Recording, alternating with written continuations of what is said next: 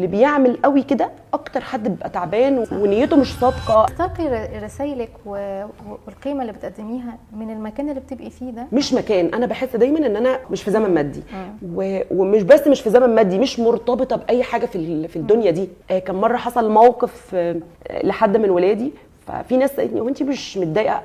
لا والله فعلا مش زعلانه، فعلا مش متضايقه. مفيش حاجه جوايا بتاخد مساحه متعلقه باي حاجه، مش متعلقه باي حاجه ولا بتاخد مساحه اكبر. احنا في رحله، هعمل اي حاجه من منطلق اللي انا فيه مش اللي انا هنا. فاهمه اقصد ايه؟ ما هو انا لو انا حبيت الدنيا وعايشه في الدنيا ودكتوره واسماء بقى سعيد واللي مش عارفه اولى في العالم العربي اللي قدمت مش عارفه ايه وعمل، هتلاقيني عامله ازاي؟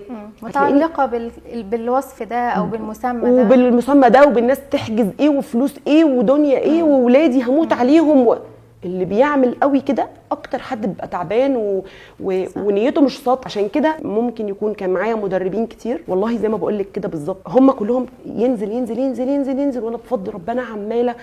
وبالرغم من ان هم ممكن تكون عندهم سبل ان هم يطلعوا كتير ويعني مثلا في حد معروف جدا فاتكلم عنهم وعمال يمجد فيهم وهم برضو مفيش. ليه بقى؟ لان النية والاخلاص اللي بينك وبين ربنا، وانتي بتقدمي ده ليه او بتعملي ده ليه، فالموضوع بيبقى مختلف تماما.